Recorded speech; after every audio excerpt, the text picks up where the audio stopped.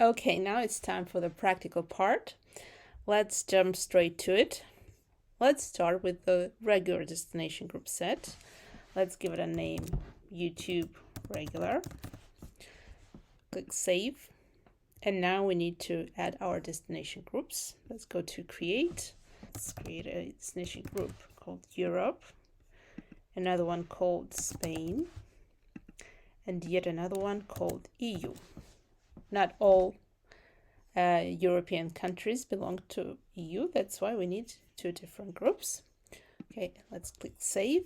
And now it's time to add our prefix 34, which is the prefix for Spain, to all of these destination groups. Let's choose it here in our list and click Assign to Group. And we just do it by turns. Okay, we assign it first to EU, then to Europe, and now to Spain.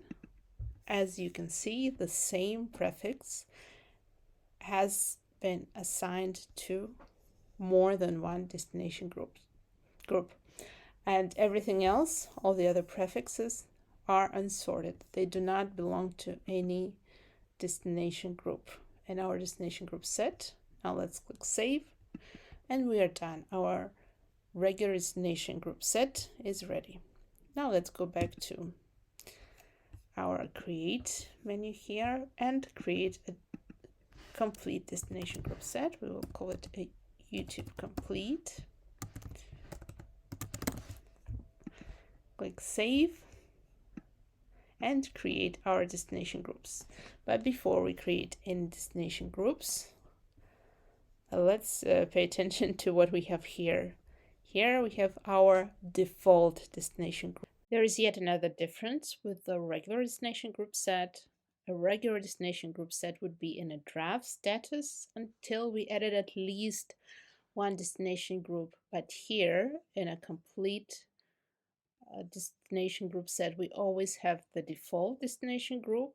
That's why we can go ahead and save it. However, keep in mind that a destination group set with just one destination group, that is the default one, may not be very useful from the business point of view. So here we have our default destination group that contains all the prefixes that we have in our Porta billing system currently. Many prefixes here. Okay, but let's create our destination groups as in our example. Let's create first destination groups US and Canada. US will be a top level destination group, so there will be no parent destination group. The same goes for Canada, and the same goes for EU. Okay, but for, in order to create Spain and France, we are going to select EU as our parent destination group. It will be a lower level destination group. So it will be EU, top level destination group, Spain and France, lower level destination groups. So France will also be a child destination group of EU. Okay, now we have created a few destination groups. Of course, if we wanted this to work properly, we would have to add all the EU countries one by one, but we are not going to do this right now. We're just gonna do it for the sake of the example. So now we search for our prefix 34, and we cannot assign it to a group anymore. We can only move it to a group. This option has changed. Okay, we select our prefix 34 for Spain, and we are going to move it to our destination group named Spain. So first we need to choose the top level destination group. This will be EU, and then next we're going to choose our bottom level destination group, Spain.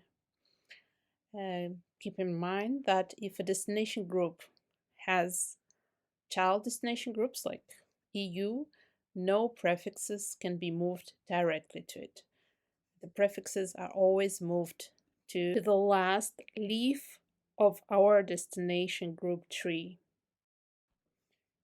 Okay, let's click move. And now our prefix has been moved correctly to. Let's do the same for France. 33, France. Okay. We could go on for US and Canada. Then everything else, all the other prefixes that didn't make it to any of these three groups would still belong to our default destination group. Quick tip for the future regarding the destination group set name.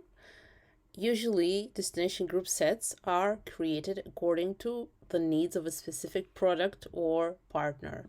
So it may be a good idea to include that in the destination group set name.